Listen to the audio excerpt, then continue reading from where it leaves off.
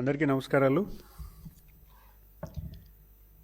ఈరోజు ప్రభుత్వం ఏర్పడిన 6 నెలల్లో ఉత్తరాంధ్ర జిల్లాల్లో గౌరవ ముఖ్యమంత్రి వర్యులు శ్రీ నారా చంద్రబాబు గారి నాయకత్వంలో యువ నాయకులు శ్రీ నారా లోకేష్ గారి ఆలోచనల్లో ఉత్తరాంధ్రకి పెద్ద ఎత్తున అభివృద్ధి కార్యక్రమాలు జరగడం, మూలపేట పోర్టు అవ్వచ్చు, అలాగే భోగాపురం ఎయిర్పోర్ట్ అవ్వచ్చు, విశాఖపట్నంలో సాఫ్ట్వేర్ కంపెనీస్ రావడం అవ్వచ్చు, అలాగే రోడ్స్ విషయంలో అవ్వచ్చు, లేకపోతే ఇరిగేషన్ ప్రాజెక్ట్స్ అవ్వచ్చు, రైతువారి సమస్యల పట్ల చిత్తశుద్ధితో పరిష్కారం చూపించడం అవ్వచ్చు. ఇవన్నీ కూడా ఉత్తరాంధ్రలో ఒక కొత్త నాయకత్వం ఏర్పాటు చేస్తూ ఒక కొత్త మంచి ఆలోచన, అభివృద్ధి పట్ల ఉన్నటువంటి మంచి ఆలోచనతో ఈరోజు రాష్ట్ర ప్రభుత్వం, కూటమి ప్రభుత్వం పెద్ద ఎత్తున ఒక మంచి పేరు తెచ్చుకునే క్రమంలో ఈరోజు ప్రతిపక్షం ఎవరైతే మీడియా వాళ్ళు ఉన్నారో గడిచిన 2 రోజులుగా ఒక ప్రచారం ఏదైతే చేస్తున్నారో దాన్ని పూర్తిగా నేను ఖండిస్తున్నాను. ఏదైతే వాస్తవాలు లేకుండా పూర్తిగా న్యూస్ ఏదైతే పబ్లిష్ చేస్తున్నారో, ఒక సోషల్ మీడియాలో మొదలైన న్యూస్ని వ్యతిరేకించి ఒక పెద్ద ఎత్తున దాని సెన్సేషన్ క్రియేట్ చేస్తూ యువ నాయకత్వాన్ని, అలాగే జిల్లాలో ఏర్పడినటువంటి ఈ కొత్త నాయకత్వాన్ని బలహీనం చేద్దామన్న ఆలోచనతో ఈరోజు ఒక దుష్ప్రచారం చేస్తున్నారు.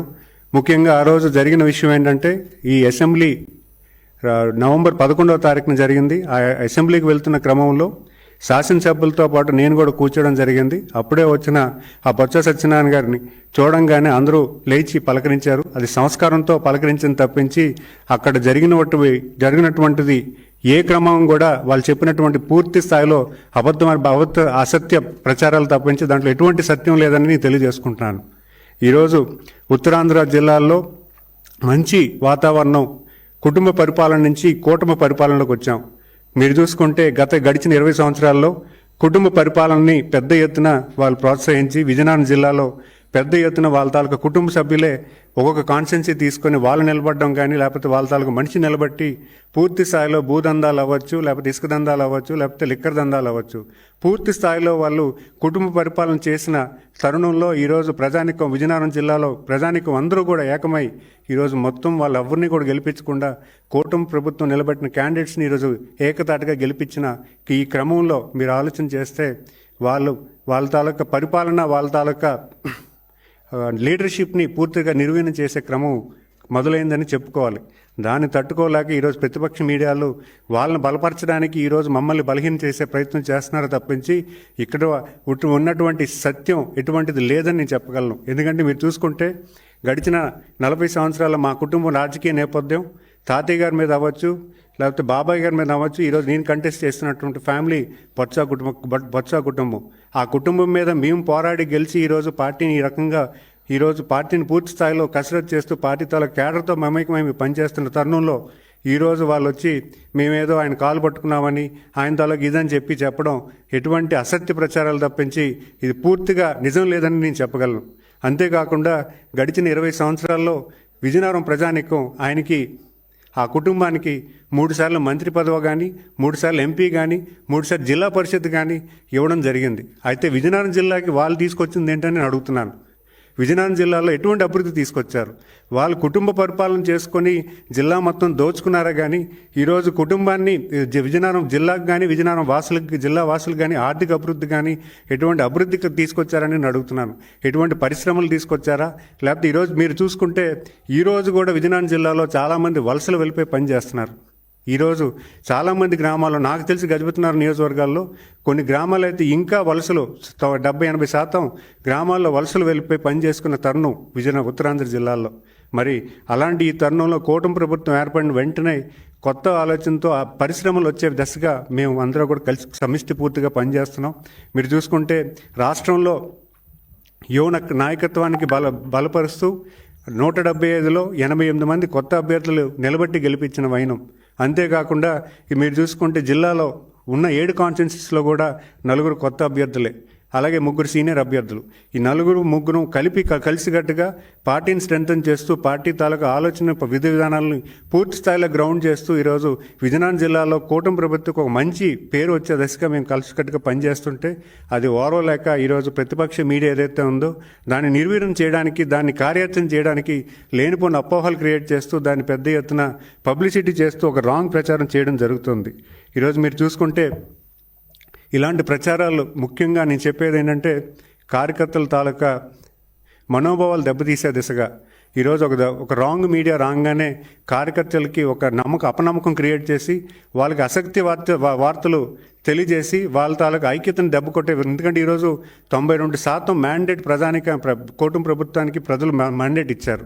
అలాంటి మ్యాండేట్ని కొలగొట్టాలంటే ఫస్ట్ కార్యకర్తలు నిర్వీర్యం చేయాలన్న తప్పుడు ఆలోచనతో ఈరోజు లేనిపోయిన న్యూస్ ప్రతి మినిస్టర్ మీద ఒక స్టోరీ క్రియేట్ చేస్తూ ఒక అసత్య ప్రచారాలు చేస్తూ ఈ రకంగా చేయడం కేవలం ఆ ప్రతిపక్షం తాలూకా ఆలోచన విధానం అని నేను చెప్తున్నాను.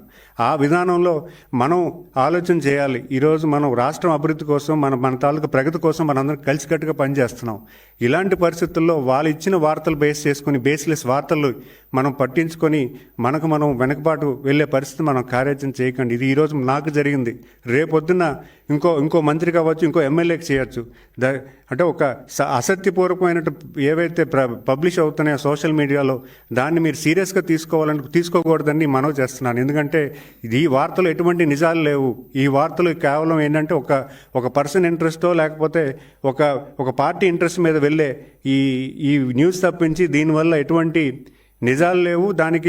దానికి కావాల్సిన ప్రూఫ్స్ కూడా వరదలు లేవు. అలాంటి అసత్య ప్రచారాలను మీరందరూ కూడా భవిష్యత్ కాలంలో మీరు ఆలోచన చేయండి.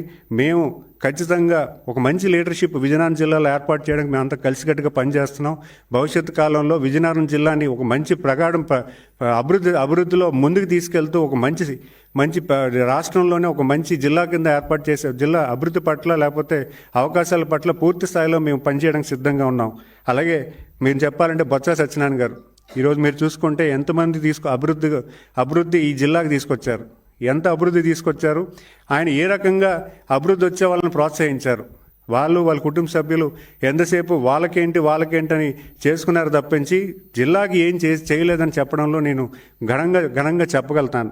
అంతేకాకుండా వాళ్ళు చెప్పిన స్కామ్స్ అయితే చాలా ఉన్నాయి, కానీ అవన్నీ వివరిస్తాను. కానీ ఈరోజు చెప్తున్నాను, విజయనగరం జిల్లాలో ఒక మంచి లీడర్షిప్ తయారవుతుంది. యువ నాయకులు అందరం కూడా కలిసికట్టుగా పనిచేస్తున్నాం. అక్కడ జరుగుతున్న ఏదైతే కుటుంబ పరిపాలనో ఆ కోటలు బద్దకొట్టుకొని ఈరోజు విజయనగరం జిల్లాలో ఒక మంచి సుస్థిర నమ్మకాన్ని కలిగించి ఈరోజు నాయకత్వం ఏర్పాటు చేయడానికి మేమైతే సిద్ధంగా ఉన్నామని ఈ వేదిక ద్వారా తెలియజేసుకుంటున్నాను. ధన్యవాదాలు.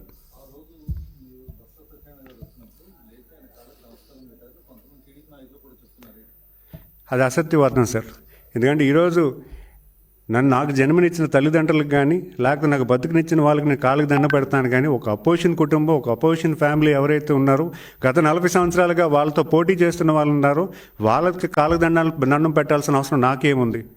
అది కనీసం ఆలోచన చేస్తే దానికి సమాధానం దొరుకుతుందని భావిస్తున్నాను. నాతో పాటు మన బండారు సత్యనారాయణ గారు ఉన్నారు, అలాగే మన వంశీకృష్ణ యాదవ్ గారు కూడా ఉన్నారు. వాళ్ళు కూడా చెప్పడం జరిగింది, ఇది తప్పుడు ప్రచారం, ఈ న్యూస్లో ఎటువంటి నిజం లేదని కూడా వాళ్ళు కూడా నిన్న ప్రెస్కి కూడా చెప్పడం జరిగింది.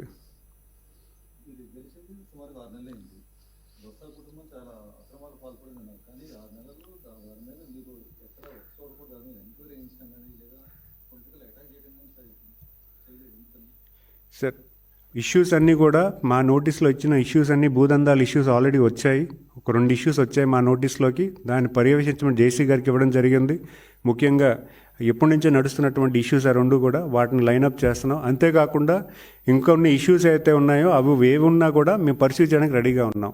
ఈరోజు వాళ్ళ దగ్గర చాలామంది భూదందాలు వాళ్ళ అమాయకులు చాలామంది కూడా అక్కడ అన్యాయమైన వాళ్ళు ఎవరైతే ఉన్నారో వాళ్ళు మా నోటీస్ తీసుకొస్తున్నారో దాన్ని పరిష్కరించడానికి మేము పనిచేయడానికి సిద్ధంగా ఉన్నాం.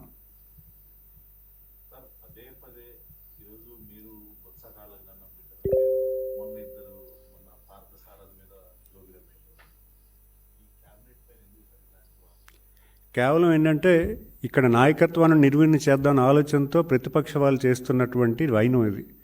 ఈరోజు నాయకత్వం ఇప్పుడు యువ నాయకత్వం జరుగుతూ ఉంది. రేపొద్దున్న మేము ఎస్టాబ్లిష్ అయ్యి పనిచేయడానికి పూర్తి స్థాయిలో, ఎందుకంటే మీరు చూస్తే ఇంత పెద్ద మ్యాండేట్ రాష్ట్రంలో ఎప్పుడూ లేదు. ఇంత పెద్ద మ్యాండేట్ని కొలగొట్టాలంటే వాళ్ళు ఇలాంటి కార్యకర్తల తాలూకా అసత్య వాక్యాలతో వాళ్ళు నిర్వీర్యం చేయడానికి పెద్ద ఆలోచన చేస్తున్నారు అని భావిస్తున్నాను.